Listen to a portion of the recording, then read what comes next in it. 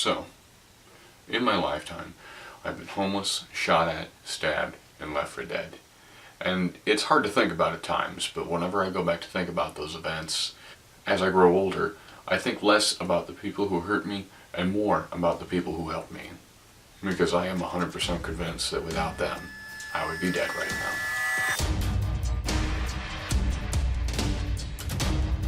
I don't want to dwell on the actual events because that's not the point of this video. And of course, the first response many people will have is, Jesus, where were your parents?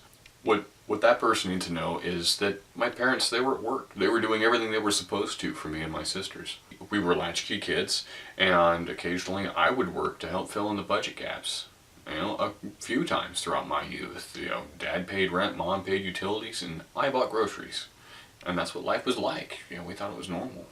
My parents are good people who were caught between us kids and the rest of the world. And just to be clear, we're just as dysfunctional as the next group. But all of the events that led to our woes were external, our nuclear family. It was a matter of our situation as opposed to the people in the situation with us, you know. So the first people I have to thank are my parents for doing everything that a parent is supposed to do, and more. All while managing to keep our family together and loving. And on that family front, they had help from my aunt and uncle Ray and Angie, who were there to remind us that when our hopes got thin, just laugh at it. Just laugh at it long enough to gain a little focus again.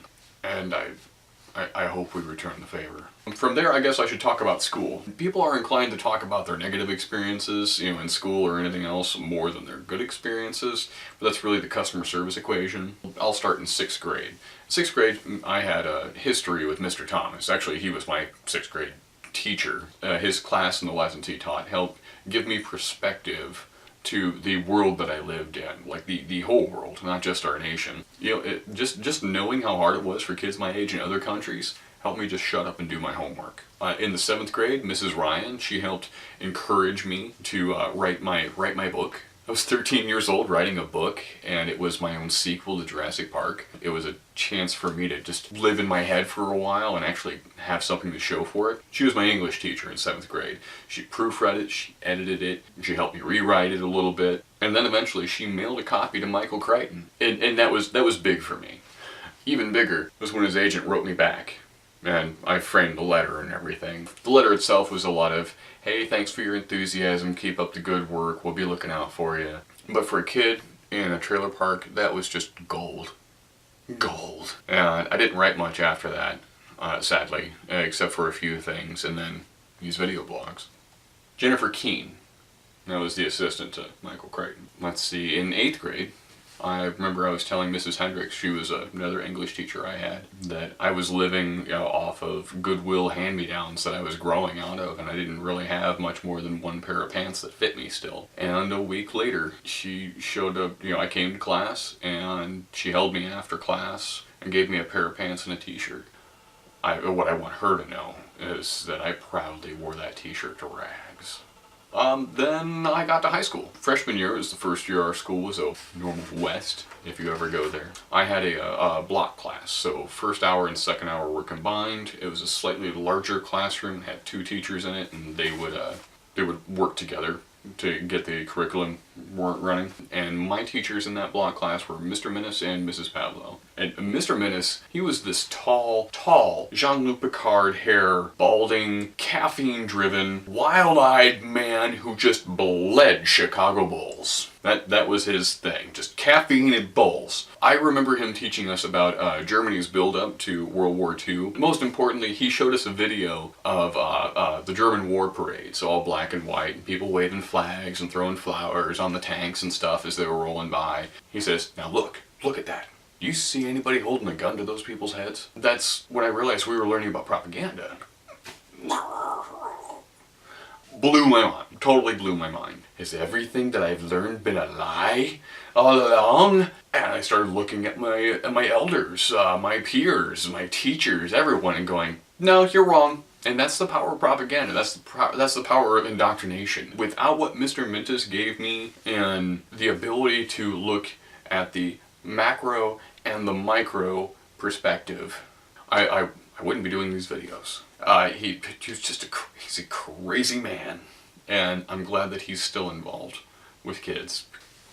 Then, right out of high school, for various reasons, I ended up homeless in the middle of an Illinois winter. And the thing about Illinois winters is that it's just too damn cold to snow. It's all very cold, very dry, frigid air, and it rips straight through any clothing you can wear and goes straight to your bones. There were many friends that helped me along the way, like the Wyman family, George and Diane and their boys. They, gave me a couch to sleep on for a while, and to this day, George is still an influence to me on looking at the reality and challenging the perspective. Are we noticing a theme here?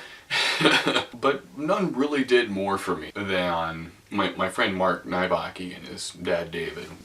They run a family vacuum store in my hometown. They opened up a spare room in their home for me to live out of. I had to get a job and begin working to get on my feet in exchange for rent. And after those 4 months on couches and under bridges, it was just so much to me to have a space and time to be calm, have a little peace, and really set myself in a direction. I stayed with them for nearly 8 months, working and saving and, waiting for an opening that I could afford. And during that time, I was up at 4:30 a.m. to ride my bike from one side of town to the other side of town. I was supposed to be there at 6, and then I would get off of that job and then go part of the way back across town to the Olive Garden, and I would work there until almost midnight some nights, and then go home, go to bed, and do it again. And that sucked. God, that sucked! But it didn't suck worse than being homeless and broke all the frickin' time with no hope in sight.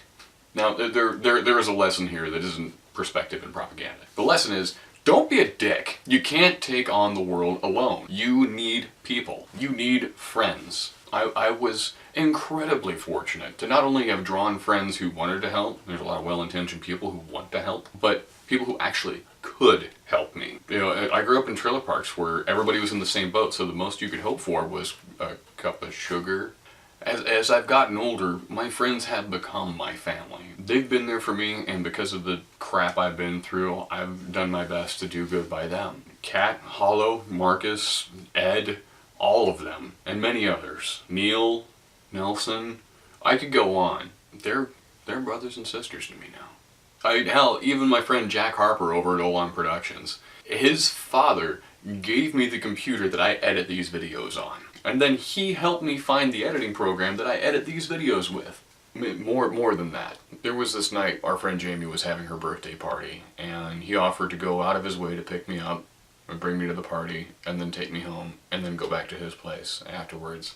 And if he hadn't have done that, I might not have had the opportunity to really get to know and meet and talk to the woman that is the most important and greatest thing about my life right now.